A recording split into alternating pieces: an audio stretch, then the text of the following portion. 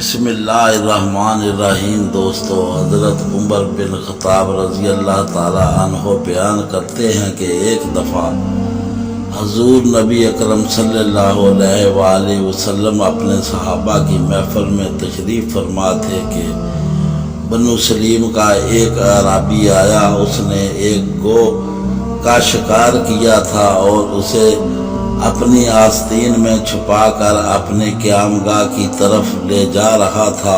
اعرابی نے جب صحابہ اکرام رضی اللہ تعالیٰ عنہ کی جماعت کو دیکھا تو اس نے کہا، یہ لوگ کس کے گرد جمع ہیں؟ لوگوں نے کہا، اس کے گرد جس نے نبوت کا دعویٰ کیا ہے۔ وہ لوگوں کے درمیان سے گزرتا ہوا حضور نبی اکرم صلی اللہ علیہ وآلہ وسلم کے سامنے آ کھڑا ہوا اور کہنے لگا، اے محمد صلی اللہ علیہ وآلہ وسلم، کسی عورت کا بیٹا تم سے بڑھ کر جھوٹا اور مجھے ناپسند نہیں ہوگا۔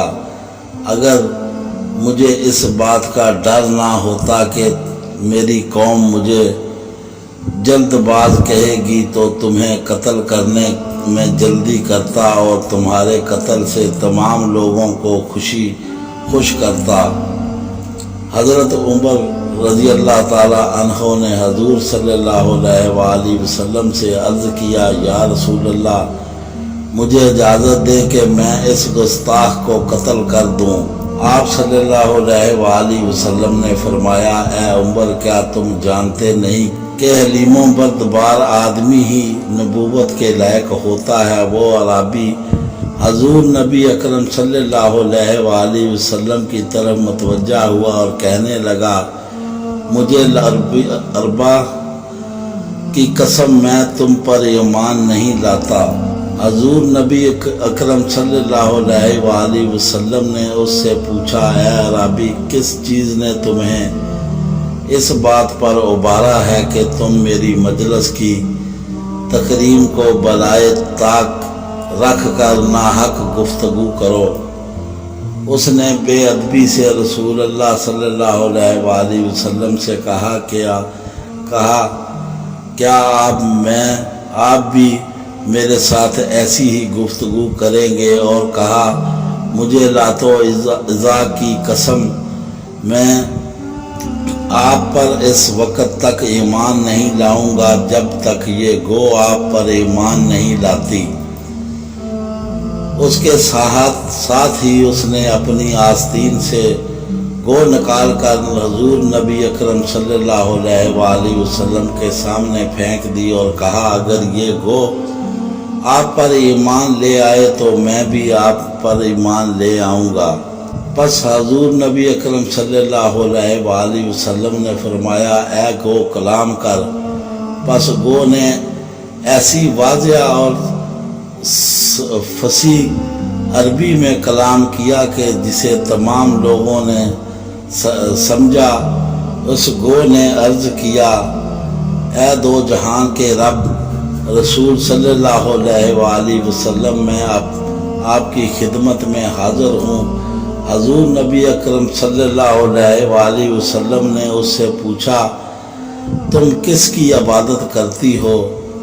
اس نے عرض کیا، میں اس کی عبادت کرتی ہوں جو عرش آسمانوں میں، جس کا عرش آسمانوں میں ہے، زمین پر جس کی حکمرانی ہے اور سمندر پر جس کا قبضہ ہے، جنت میں جس کی رحمت ہے اور دوزخ میں جس کا عذاب ہے۔ آپ صلی اللہ علیہ وآلہ وسلم نے پھر پوچھا، اے گو، میں کون ہوں؟ آپ نے عرض کیا، آپ دو جہانوں کے رب کے رسول اور خاتم الانبیاء ہیں۔ جس نے آپ کو تصدیق کی وہ فلاح پا گیا، وہ جس نے آپ کو تکذیب کی وہ ذلیل و خوار ہو گیا۔ اعرابی یہ دیکھ کر بول اٹھا، میں گواہی دیتا ہوں کہ اللہ کے سوا کوئی معبود نہیں، اور بے شک آپ اللہ کے سچے رسول صلی اللہ علیہ وآلہ وسلم ہیں۔ جب میں آپ کے پاس آیا تھا تو روئے زمین پر آپ سے بڑھ کر کوئی شخص مجھے ناپسند نہ تھا، اور باخدا اس وقت آپ مجھے اپنی جان و اولاد سے بھی بڑھ کر محبوب ہیں۔ میرے جسم کا ہر بال اور ہر روح گڈھا میرا عیان و نہال اور میرا ظاہر و باطن اس پر ایمان لا چکا ہے، آپ پر ایمان لا چکا ہے۔ حضرت نبی اکرم صلی اللہ علیہ وآلہ وسلم نے فرمایا، اس اللہ کے لیے ہی ہر تعریف ہے جس نے تجھے اس دین کی طرف ہدایت دی جو ہمیشہ غالب رہے گا اور کبھی مغلوب نہیں ہوگا۔ اس دین کو اللہ تعالیٰ صرف نماز کے ساتھ قبول کرتا ہے، اور نماز قرآن پڑھنے سے ہی قبول ہوتی ہے۔ پھر حضور نبی اکرم صلی اللہ علیہ وآلہ وسلم نے اسے سورۃ فاتحہ اور سورۃ اخلاص سکھائی۔ وہ عرض گزار ہوا، یا رسول اللہ، میں نے بسیط اور رجز عربی شاعری کے 16 اوزان میں سے 2 وزن میں اس سے حسین کلام کبھی نہیں سنا۔ نبی اکرم صلی اللہ علیہ وآلہ وسلم نے اس سے فرمایا، یہ رب دو جہان کا کلام ہے، شاعری نہیں۔ جب تم یہ سورت خلاق 1 مرتبہ پڑھ لیا تو گویا تم نے 1/3 قرآن پڑھنے کا ثواب پا لیا، اور اگر اسے 2 مرتبہ پڑھا تو سمجھو کہ تم نے 2/3 قرآن پڑھنے کا ثواب پا لیا، اور تم نے اسے 3 مرتبہ پڑھ لیا تو گویا تم نے پورے قرآن کا ثواب پا لیا۔ پھر اعرابی نے کہا کہ ہمارا معبود تمام معبودوں سے بہتر ہے، جو تھوڑے عمل کو قبول فرماتا ہے اور بے حد و حساب عطا فرماتا ہے۔ پھر نبی اکرم صلی اللہ علیہ وآلہ وسلم نے صحابہ کرام سے فرمایا، اس اعرابی کی کچھ مدد کرو۔ صحابہ کرام رضی اللہ نے اسے اتنا دیا کہ اسے کثرت مال کی وجہ سے بے نیاز کر دیا۔ حضرت عبد الرحمن بن عوف رضی اللہ عنہ کھڑے ہوئے اور عرض کیا، یا رسول اللہ، میں انہیں اپنی ایک اونٹنی دے کر قرب الہی حاصل کرنا چاہتا ہوں۔ یہ فارسی اور نسل اونٹنی سے چھوٹی اور عربی اور نسل سے اونٹنی سے تھوڑی بڑی ہے، اور یہ 10 ماہ کی حاملہ ہے۔ نبی اکرم صلی اللہ علیہ وآلہ وسلم نے فرمایا، تم جو اونٹنی اسے دو گے اس کی تم سے صفات بیان کر دی ہیں۔ اب میں تمہارے لیے ایک اونٹنی کی صفات بیان کرتا ہوں جو اللہ تعالیٰ تمہیں اس کی جزا میں عطا فرمائے گا۔ انہوں نے عرض کیا، ہاں ضرور بیان فرمائیں۔ آپ صلی اللہ علیہ وآلہ وسلم نے فرمایا، تمہیں سوراخ دار موتیوں کی اونٹنی ملے گی، جس کے پاؤں سبز و مرد کے ہوں گے اور جس کی گردن زرد و زبرجد کی ہوگی، اور اس پہ کجاوا ہوگا جو کہ کریب اور ریشم کا بنا ہوا ہوگا، اور پلس راہ سے تمہیں بجلی کے گوندے کی طرح گزار دے گی۔ پھر وہ اعرابی حضور نبی اکرم صلی اللہ علیہ وآلہ وسلم کی بارگاہ سے باہر نکلا۔ راستے میں اسے 1000 اعرابی ملے جو 1000 سواریوں پر سوار تھے اور 1000 تیروں اور 1000 تلواروں سے مسلح تھے۔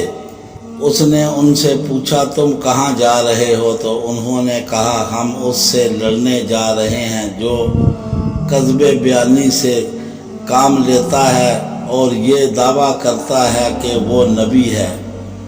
اس اعرابی نے ان سے کہا، میں گواہی دیتا ہوں کہ اللہ کے سوا کوئی معبود نہیں، اور بے شک محمد صلی اللہ علیہ وآلہ وسلم اللہ کے رسول ہیں۔ انہوں نے کہا تم نے بھی نیا دین اختیار کر لیا ہے؟ اس نے کہا میں نے نیا دین اختیار نہیں کیا بلکہ دین حق اختیار کیا ہے۔ پھر اس نے انہیں گو کے متعلق تمام بات سنائی۔ یہ سن کر ہر کوئی کہنے لگا اللہ کے سوا کوئی معبود نہیں اور محمد صلی اللہ علیہ وآلہ وسلم اللہ کے رسول ہیں۔ حضور نبی اکرم صلی اللہ علیہ وآلہ وسلم تک جب یہ خبر پہنچی تو آپ صلی اللہ علیہ وآلہ وسلم انہیں ملنے کے لیے تیزی سے بغیر چادر کے باہر تشریف لائے اور آپ صلی اللہ علیہ وآلہ وسلم کو دیکھ کر اپنی سواریوں سے کود پڑے اور حضور نبی اکرم صلی اللہ علیہ وآلہ وسلم کے جس حصہ تک ان کی رسائی ہوئی اسے چومنے لگے اور ساتھ ساتھ کہنے لگے اللہ کے سوا کوئی معبود نہیں، محمد صلی اللہ علیہ وآلہ وسلم اللہ کے رسول ہیں۔ اور پھر انہوں نے عرض کیا یا رسول اللہ آپ ہمیں اس چیز کا حکم دے جو آپ کو پسند ہے۔